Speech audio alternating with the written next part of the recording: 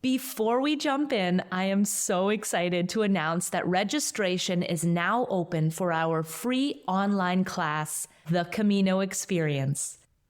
This is a free 90-minute class about the spiritual themes of the Camino. It offers practical tools for navigating life's challenges with wisdom and grace. Learn to awaken the mystic within and set forth on a path to more peace and joy in your life.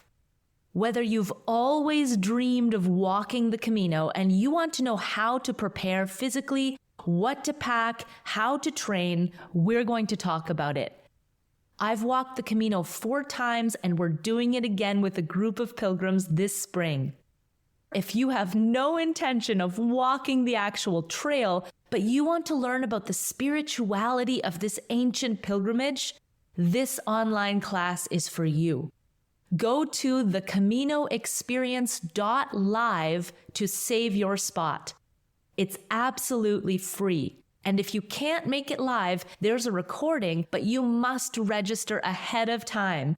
So go to thecaminoexperience.live and sign up. Today, we're taking a deep and inspiring look into the essence of modern spirituality.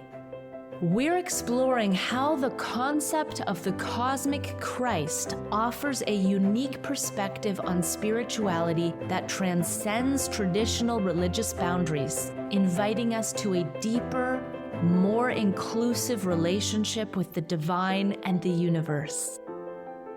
And we're delving into the groundbreaking ideas of Teilhard de Chardin, a visionary Jesuit priest, scientist, and philosopher whose thoughts on evolution, technology, and spirituality were far ahead of his time. Learn how his vision of ongoing evolution and humanity's role in it connects with today's debates about climate change, ecology, and the rapid development of AI. Whether you're on a quest for a deeper spiritual connection, aiming for harmony in your day-to-day life, or simply curious about how spiritual insights can be woven into modern dilemmas, you're exactly where you need to be. I'm Nina Hirlaender, Franciscan sister, spiritual director, and founder of Dancing Spirit Tours. It wasn't that long ago that I lacked the self-awareness and inner freedom to grow my relationship with the divine. Fast forward past a lot of lessons learned, I now have a spirituality that gives me more joy, meaning, and connection than I ever thought possible. I created the Holy Rebels podcast to give you simple, actionable strategies to help you trust your gut, develop your intuition, and stay grounded when life gets hard. If you're a spiritual seeker or a mystic in the making, you're in the right place, my friend. Let's get started.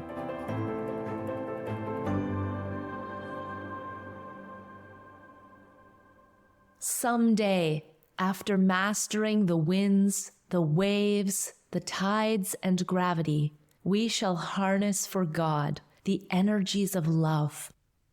And then, for a second time in the history of the world, humanity will have discovered fire. I love this quote by Teilhard de Chardin. Every mystic has a treasure to offer us, but Teilhard is particularly relevant for us today because he's a scientist, but clearly not a materialist. The world is both spiritual and material. Teilhard's philosophies are all about how these two natures intertwine into a complex network that wraps itself around the globe like a membrane to form one whole organism. Teilhard was way ahead of his time, so much so that people still find his revelations challenging even today. I think you're going to enjoy Teilhard's hopeful outlook on humanity, and I think you'll appreciate his creative integration of science and spirituality. Many people would be surprised to hear that this Jesuit priest was influential in the development of the New Age movement. He's been described as a man most responsible for the spiritualization of evolution in a global and cosmic context. That's huge. A lot of people who identify as spiritual but not religious love his ideas. People who seek an inclusive, universal, and robust theology often find Teilhard both thought-provoking and soul-stirring. If we were to summarize his spirituality into one main theme, it would be this: God is love, and love is the driving force behind evolution. Every act of human kindness helps God achieve its purpose. Love lies at the core of every religion, but it also transcends religion. The explosive force that created the universe is the same divine love that keeps every atom of creation existing and moving forward on this grand evolutionary journey back to God. In the beginning, and in every moment up to this one, love is embedding itself in every fiber of existence, right down to the subatomic particles that make up who you are. God is an organic web of intelligence that has an evolutionary project it wants to accomplish through us. Beingness, by its very nature, is always moving towards becoming conscious, towards our awakening, yours and mine. And our consciousness is a facet of God waking up, evolving, becoming aware. Teilhard believed that this global project of awakening is fueled by love, and that the final outcome will be a fully realized community of flourishing sentient beings. Teilhard called it the Omega Point. And right now, our mission, our human family's goal, is to move towards the next step of our evolution in consciousness. This is the most urgent and the most challenging task of contemporary spirituality. And that's where you come in, my friend. What sets Teilhard apart from other non-dual type thinkers is how he reconciles this holistic vision of A, Christianity, and B, scientific observation.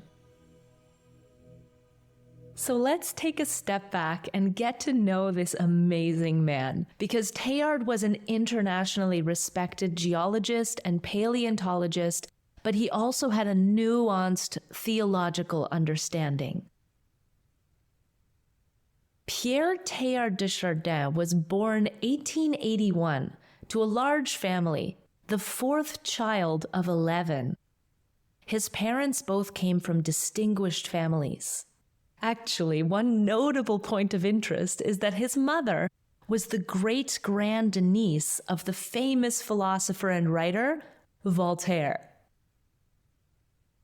He grew up in a beautiful forested estate in Auvergne, France. When he was a child, Teilhard would play in the valleys of this delicate ecosystem. In his autobiography, The Heart of Matter, he remarks, "The forests molded me. They gave me my first taste of joy and discovery. To Auvergne, I owe my most precious possessions, a collection of pebbles and rocks that can still be found there where I lived." Teilhard spent days at the foot of these ancient volcanoes, collecting stones like citrine and amethyst. He cataloged them, even as a child. He analyzed them, but he also just loved letting himself become absorbed in the wonder of their beauty. His father fostered young Teilhard's love for science, and his mother nurtured his passion for spirituality. and when he graduated from high school, he entered the seminary. His Jesuit training gave him many opportunities to continue his studies of the earth sciences and also to cultivate a life of prayer.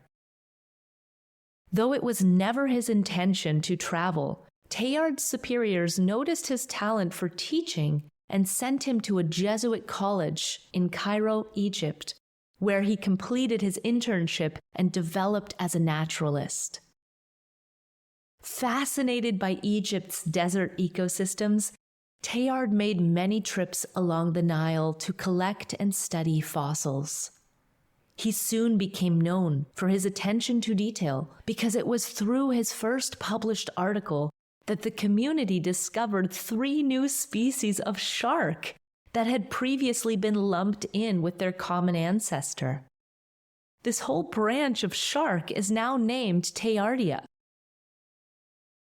These discoveries inspired Teilhard to narrow his studies from naturalism to paleontology, the study of fossils and ancient life. Over the next half-decade, Teilhard maintained a rigorous academic schedule to complete his studies in paleontology and theology. One day, he picked up a book called Creative Evolution, and it planted seeds that changed his life. In the book, the author Henry Bergson gives up on the dualistic Aristotelian view where matter and spirit are separate.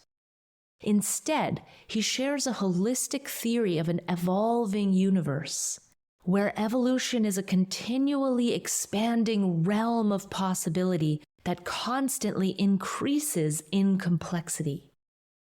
There is neither just spirit nor just matter.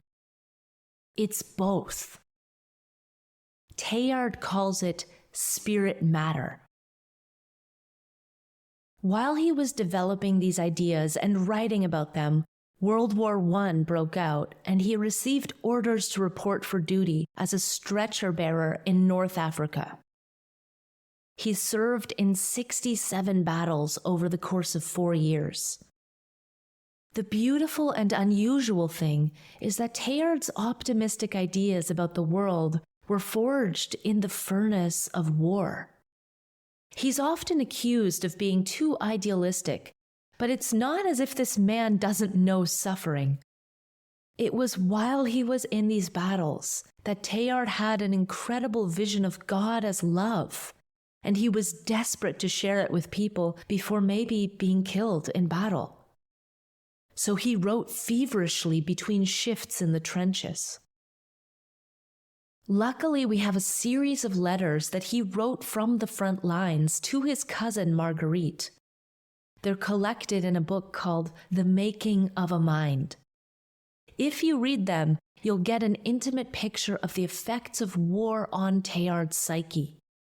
But it's not the traditional trauma of a veteran. It's really a profound, mystical interpretation of his surroundings. Teilhard had a surprising enthusiasm for carrying a stretcher while others bore arms. Of course, nursing wasn't seen as an admirable position for a man to strive for, but he preferred it because he felt that it gave him the opportunity to practice humility. Over time, the tone of Teilhard's letters shifts from enthusiasm to exhaustion. You can hear the toll of the brutalities of battle. He writes about hard decisions he made to rescue his comrades, and you can see just how heroic and altruistic he is. I mention all of this because the strength of someone's true character can only be measured under the most extreme circumstances. It's easy to be good-natured and generous and altruistic and all that good stuff when everything is going well for you. But it's much more difficult to be loving under pressure. Teilhard is a man who sees love everywhere, even in the midst of the trenches. These early writings bear the seminal ideas that he developed in his later years and make them all that much more remarkable. For example, during a break in one of the fiercest battles, he writes the following: "I don't know what sort of monument the country will later put up on this hill to commemorate this battle. There's only one that would be appropriate, a figure of Christ. Only the image of the crucified can express the horror and beauty, all the hope and deep mystery in such an avalanche of conflict and sorrow. As I look at this scene of bitter toil before me, I feel completely overcome by the thought that I may have the honor of standing on this spot, where at this very moment the whole life of the universe surges and ebbs in pain. But also at the same time, a great future is being born and taking shape." Here we have yet another example of a mystic being formed in the fires of difficulty. Throughout his correspondence with Marguerite, you can see that despite the turmoil of war, Teilhard feels a purpose and a direction lingering under the surface, more hidden and mysterious than we know. After the war, Teilhard recovers in England and begins his prolific writing on the cosmic Christ. Now, unfortunately, that didn't sit well with the Vatican, partly because he was such a rising star in both theological and scientific communities. But they weren't so much worried about science per se. They were worried that his ideas to combine these two, spirit and matter, would spark controversy. Teilhard was charismatic, and they saw him as a threat. The Vatican reviewed his writing, and Teilhard was forbidden to speak publicly about spiritual matters. But they realized they had to do more than forbid him from speaking in public. The Vatican sent him away to China on a paleontology assignment to get him out of the spotlight. Well, that backfired because while he was in China, the team discovered the Peking Man, and it became an international sensation. The Peking Man was a landmark discovery of a group of hominin remains among the earliest bones ever uncovered. It's helped to convince many researchers that humanity first evolved in Asia rather than in Africa. Now, since their discovery in 1929, that theory has been disproven, but still, the Peking Man remains one of the most critical discoveries that represents the human evolutionary story. And Teilhard was on that team of researchers who found them. What are the odds? This discovery helped Teilhard form his ideas about the cosmic Christ. He started dreaming about the universe as unfinished, expanding, evolving, and being created all at the same time. And that God is the creative action being made manifest in evolutionary terms. God isn't a conscious being outside the world who is magically snapping its fingers and making, a giraffe appear. Rather, God is the moving current of life that weaves itself through everything and propels life to evolve from the inside. God is embedded within all things, and all things are co-evolving because they're responding to one another on a continual basis. For Teilhard, Christ is the creative action, the impulse that perpetuates evolution. Christ is also the created thing that is evolving, and that includes you. We are all part of this dynamic. Our awakening consciousness is Christ becoming conscious of itself. Teilhard writes, "Science alone cannot discover Christ, but Christ satisfies the yearnings that are born in our hearts in the school of science. Science will, in all probability, be increasingly impregnated by mysticism." Teilhard believed in the synthesis between scientific observation and mystical revelation. They are not opposed. We live in a participatory universe. Matter isn't individual units like billiard balls smashing into one another, as we once thought. Rather, energy is the primary stuff of matter. The fundamental fabric of the universe is fields and fields of interlocking energy, waves. And that connects all of us together. Sounds pretty spiritual to me. I love how the physicist Paul Dirac describes it. When he received the Nobel Prize in 1933, he said, "Pick a flower on Earth and you move the farthest star." How amazing is it that there's no such thing as not having an impact? Everything you do is interacting with everything else that exists. And therefore, everything you do matters. You matter intrinsically. I don't know about you, but I find this to be deeply comforting. There's a dignity to the human person on an individual level because we exist in relationship to the whole. Human beings represent a kind of summit of awareness, a point to which evolution has brought us thus far.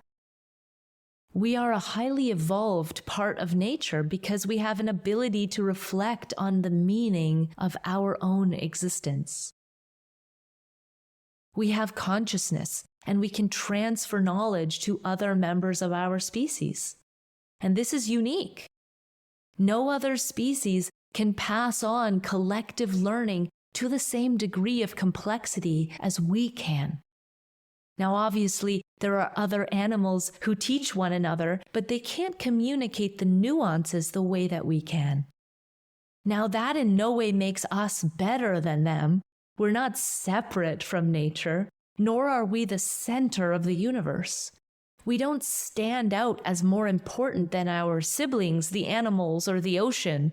And the very fact that we exploit our natural resources and tend to act as though the whole universe revolves around us shows that we're flawed. We still need to evolve.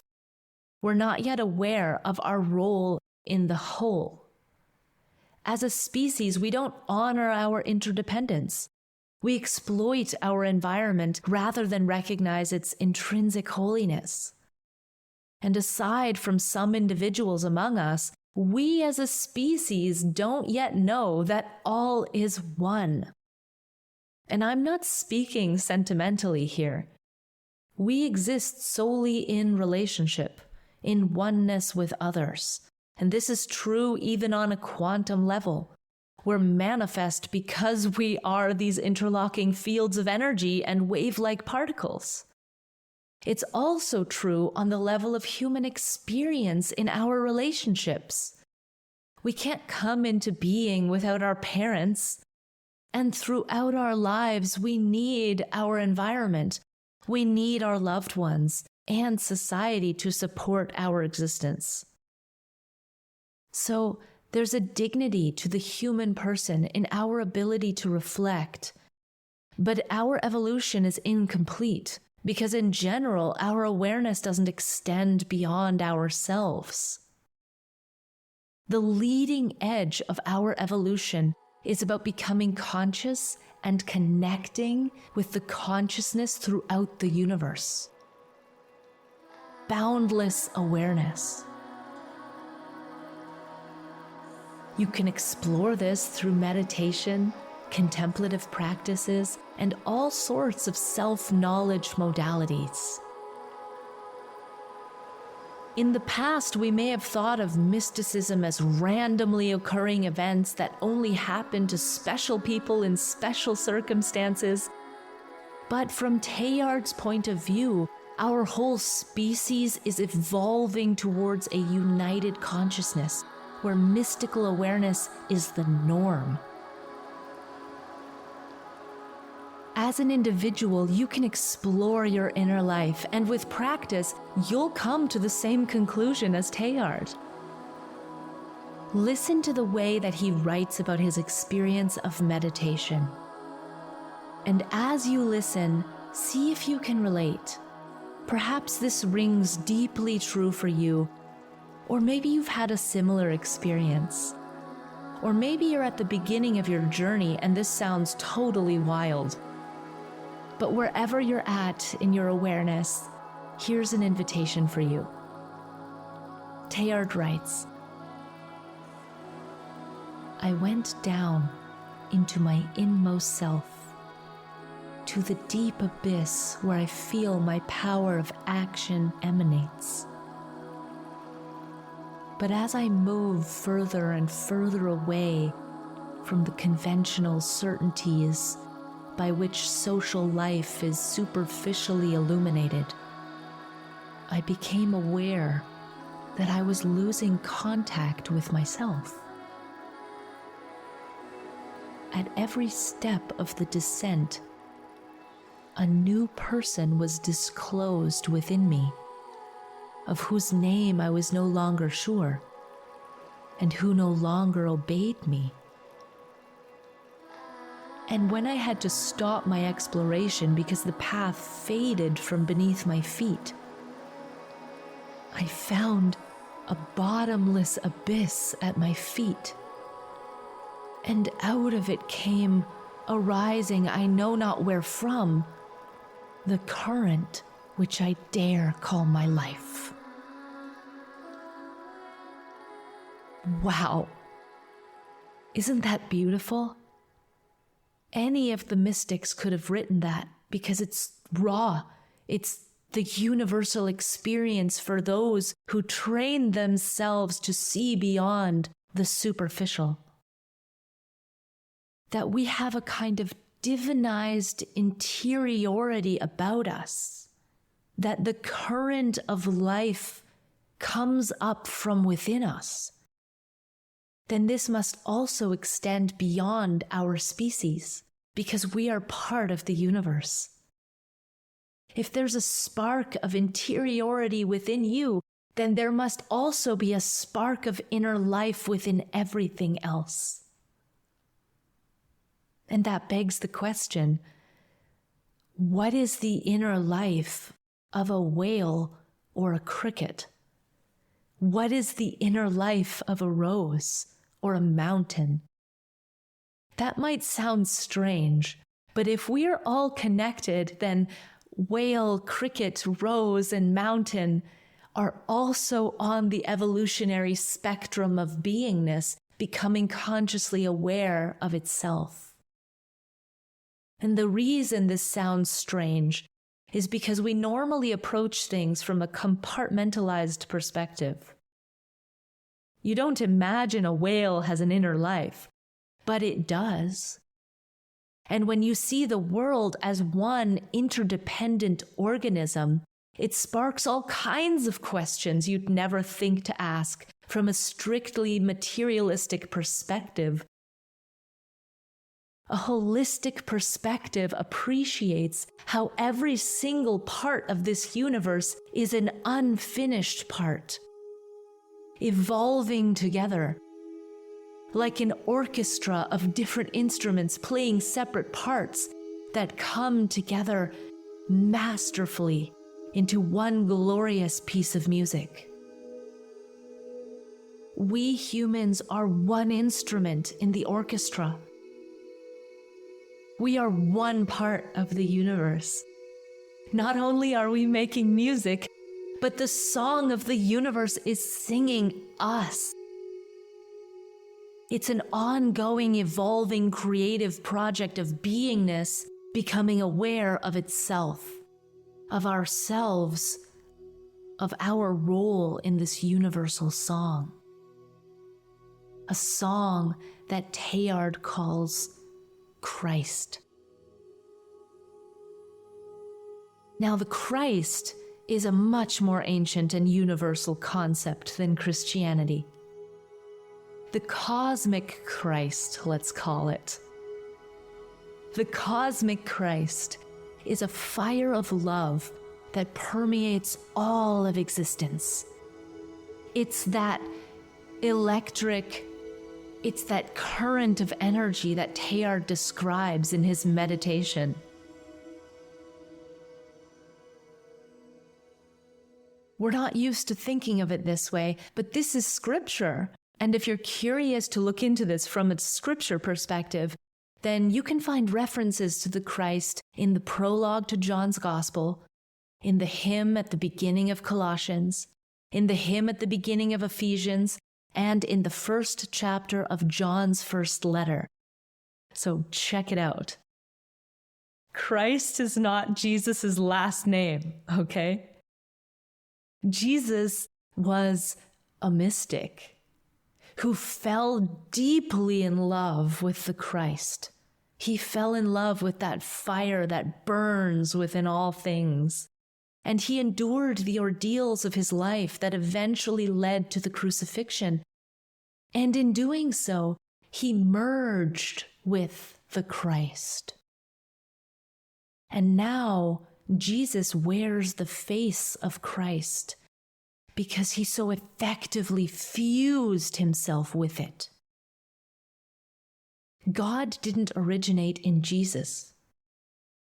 God has been working as the Christ through all faiths, through all beings, for all time since the beginning of the universe. To put it concretely, the moment that God chose to materialize in the Big Bang is the birth of the cosmic Christ. This material manifestation, nature, matter, everything we see around us has been revealing the divine since that moment, circa 14.5 billion years ago. So we can talk about Jesus' role in this another time. But for now, let's just say that salvation isn't a Christian concept. It's not a human thing specific to Jesus. Salvation is freedom. It's the freedom that happens when reality becomes consciously aware of its unity in all things. Sadly, the need for salvation is often interpreted as a moral judgment, but that's just small-minded thinking.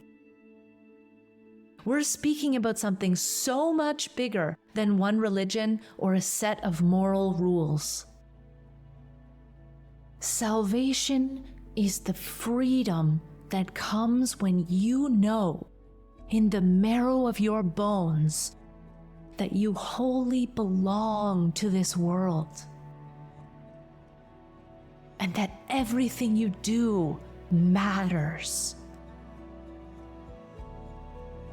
I'm reminded of our friend Francis of Assisi.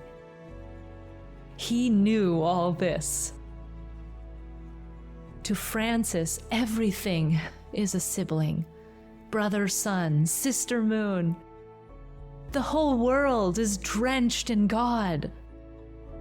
And whenever we're moving towards connection, understanding, unity, patience, then we become part of the mystical body of Christ. It's like that prayer attributed to Teresa of Avila. She says, "Christ has no body now but yours. No hands, no feet on earth but yours. Yours are the eyes with which he looks compassion on this world. Yours are the feet with which he walks to do good. Yours are the hands with which he blesses all the world. Yours are the hands. Yours are the feet. Yours are the eyes. You are his body. Christ has no body now but yours. Teresa is inviting you to build up the body of Christ, to further Teilhard's idea of a collective project of evolution towards the completion and fulfillment of the universe. And now, as you can imagine, Teilhard stood out among his peers, okay?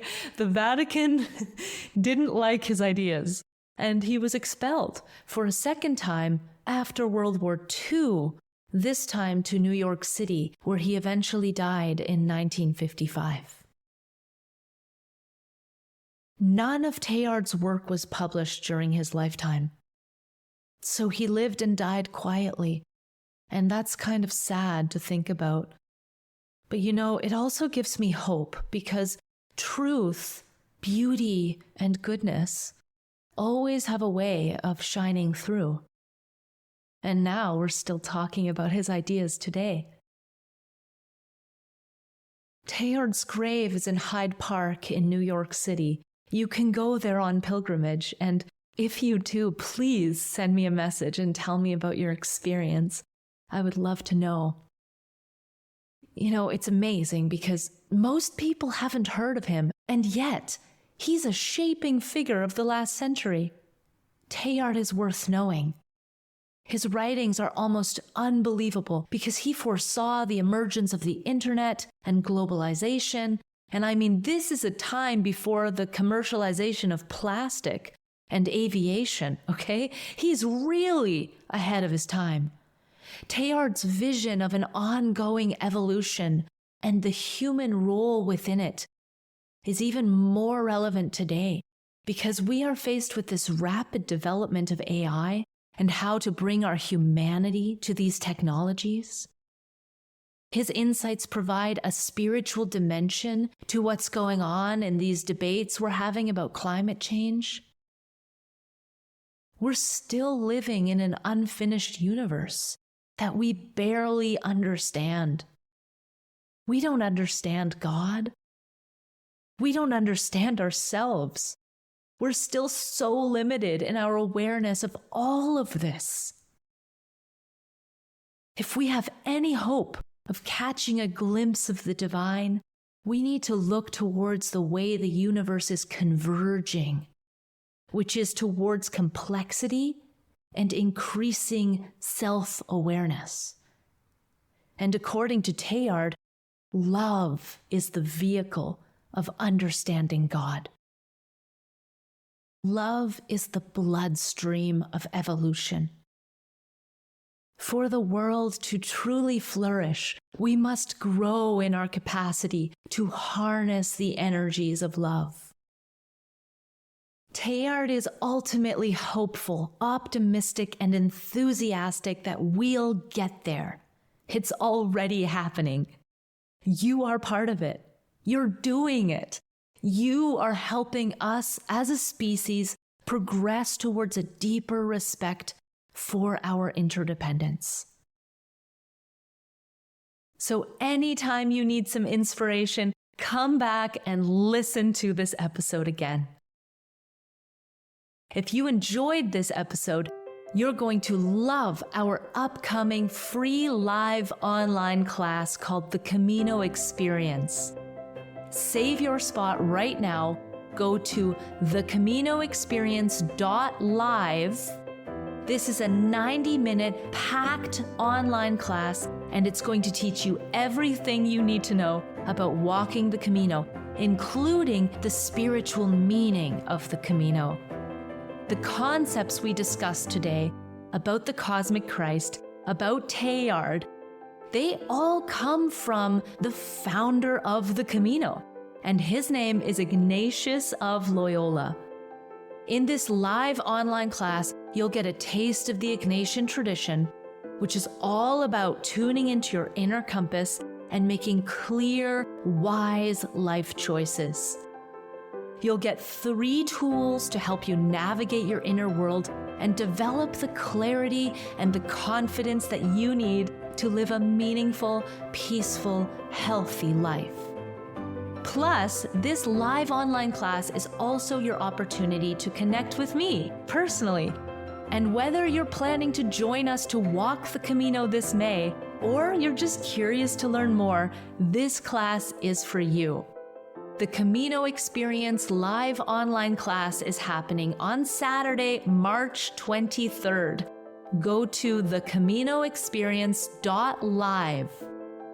Next week's podcast episode is going to elaborate on what we've discussed here today and give you some very practical tools from Ignatius on how to feel this cosmic Christ energy in your life and how to tap into it and really use it as motivation towards your personal goals, be it relationships or family, career, or any other area where you want to feel inspired and divinely connected.